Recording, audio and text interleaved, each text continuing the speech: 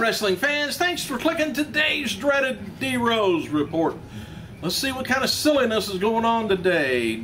WWE Tag Team Champions Kane and Bryant, they're going to be featured on Superstars next Thursday's NXT tapings at Full Sail University in Winter Park, Florida. After October 11th, the next set of NXT tapings at the university is going to be taking place November 5th, featuring superstars from for both tapings is going to be Big Show.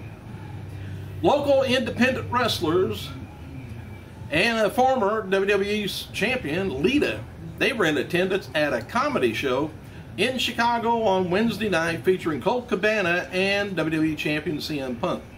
Around 100 fans came out, I guess. Punk told a few of the stories at an improv group, and then acted out later the scenes inspired by those stories.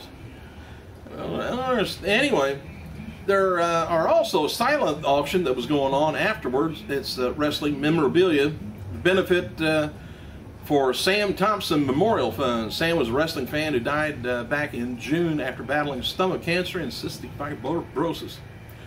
Some of the merchandise includes Triple H plaque from WrestleMania 2000, a Scotty Goldman jacket, plus signed t-shirts from Daniel Bryan and Dolph Ziggler.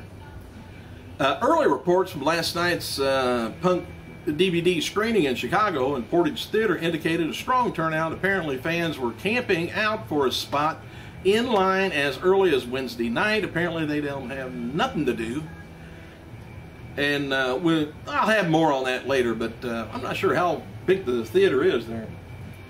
Tajiri Wrestling, new classic promotion in Japan, is going to be beginning a tournament to crown their first ever champion. The tournament will feature Tommy Dreamer, Carlito, Tajiri, of course, and others. WNC's belt is being donated by Fit Finley. Why has he got a belt? Anyway, Diva Oksana, she's the superstar on the spotlight for WWE website today. And happy birthday to WWF and E diva Terry Runnels, 46 years old. Current TNA X Division champion Zema Ion, he's only 26. And the worst thing is stuff like this. In 1997, we lost former WCW NWA World Tag Team Champion Brian Pillman at only the age of 35. I'll go through this real quick. It's just some history maybe you guys may care about. This, I don't know, I just hate this stuff. Pillman, like many other wrestlers, began his sporting career playing football. And he played both for, believe it or not, the NFL and CFL between 84 and 86. While in Canada, he began training his wrestling career at the famed Hart Dungeon and eventually debuted in November of 86 for Stu Hart's Stampede Wrestling. A 3-year stint, and he became a two-time tag team champion there with Bruce Hart.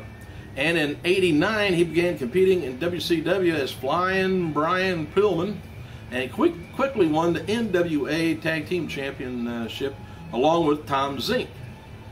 And then he went on his solo run with in WCW, and he won light heavyweight title on two different occasions.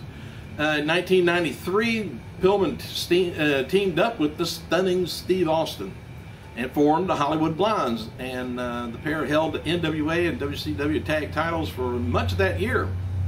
In 94, he had a stint in the ECW, but quickly returned to WCW to reform the Four Horsemen, and alongside Ric Flair, Arn Anderson, and Chris Benoit. And during this time, he competed on his first match of the first ever Monday Night Nitro show, defeating Justin Liger. All right, at the end of that year, Pillman began developing his most famous gimmick, the loose cannon.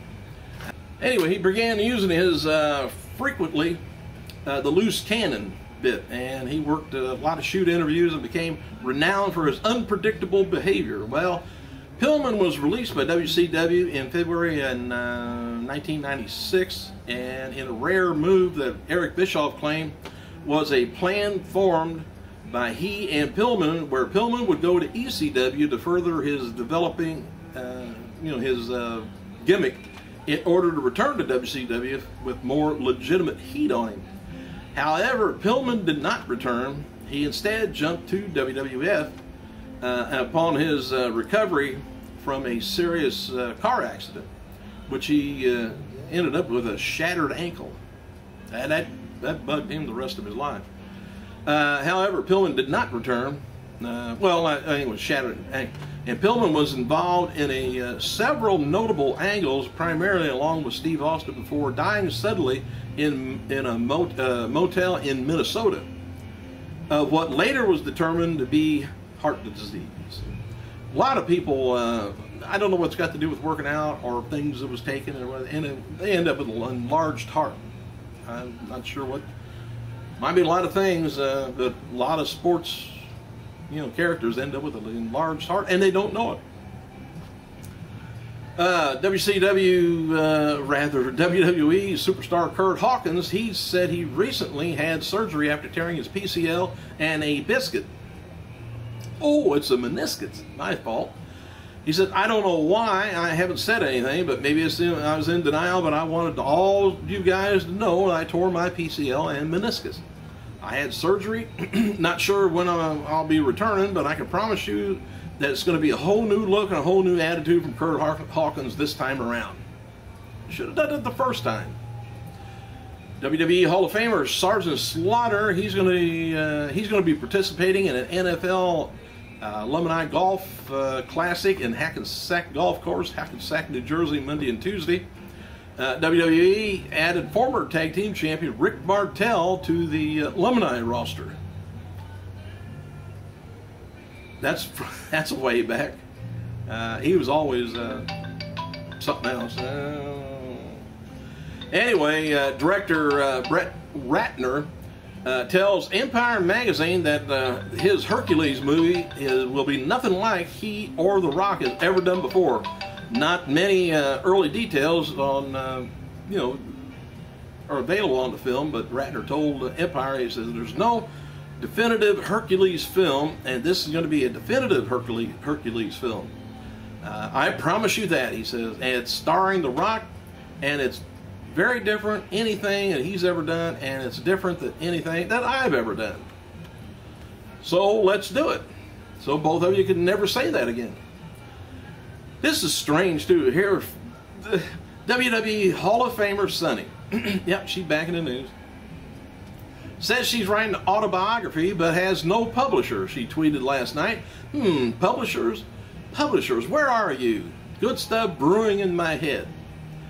I thought you went to rehab to get rid of that. Hey, anyway, Charles Wright. Who's that? The Godfather. He's now on Twitter at, believe it or not, at WWE Godfather. He still manages Cheetah's strip club in Vegas, and Wright notes that he would be open to return for a match in WWE if because he had fun there during his days, but is having more fun right now. I bet. As noted before, WWE NXT held their tryouts again last week in Tampa. Well, anyway, Diva Dirt reports that independent wrestlers Luscious Latasha, Brittany Savage, and Gabby Gilbert, they were amongst some of the ones that was in attendance there. They had two other untrained women that was at the tryouts, a friend of Gerald Briscoe and a fitness model. Gabby Gilbert. Don't give her a microphone. Anyway, John Cena, he participated at 10th Annual 2012 IMG Sporting Markets Symposium in New York on Wednesday, speaking about importance of social media in WWE. Cena then invited the symposium attendees to network reception hosted by WWE. Cena appeared without a sling, and he just kind of wore a black wrap around his elbow. Anyway, Hall of Famer Ric Flair, believe it or not, he's filming a commercial with American Air Conditioning in Rock Hill, South Carolina on Thursday. Thought I was going to say American Airlines, huh? Loose seats and all.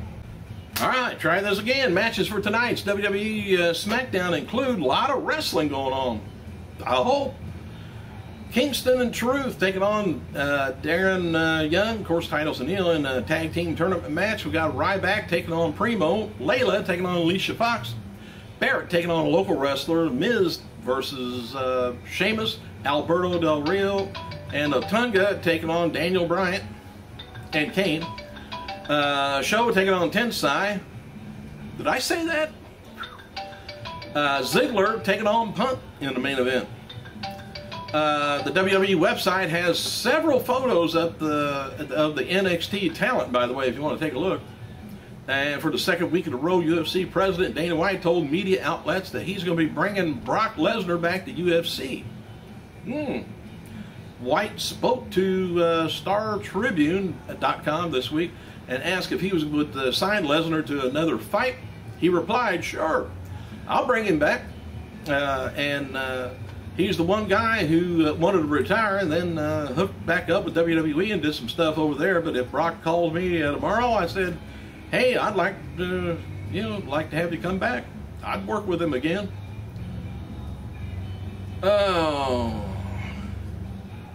Oh, Hulk Hogan's been going off. Gawker.com released footage of Hogan's sex tape yesterday. TMZ reports that Hogan threatened legal action if it wasn't removed, and where he appeared nude in a clip, and that was released by Gawker, and he's not happy about it at all. Hogan's lawyers are currently working on serving Gawker with a cease and desist order. Hogan told TMZ that said this tape was made secretly without Hogan's knowledge or permission, and we're going to do everything in the power to figure out who did it. Anyone displaying the tape will be held accountable to the fullest extent of the law. Keep your pants on, Hogan. All right, I guess that's about it for today. It looks like. Hey, we got let me look. It's this Sunday, I think, coming out of Impact. They got an update for Bound to Glory card. Hardy taking on Aries for the championship. Styles and Angle taking on Hernandez and Chavo, and Kazarian and Daniels. It's a three-way tag team, I guess, title. You got Magnus taking on Samoa Joe for the television title. Knockouts, Taryn versus Tessmacher. Street fight, James Storm, Bobby Roode. Ring Enforcers, King Mo. Sting and Bully Ray versus two Aces and Eights member. And if the team TNA wins, Aces and Eights must leave TNA for good. If Aces win, they get to access. There we go, to Impact Zone. Joey Ryan taking on Al Snow for some unknown reason. Hey, thanks for clicking, you guys. I gotta go.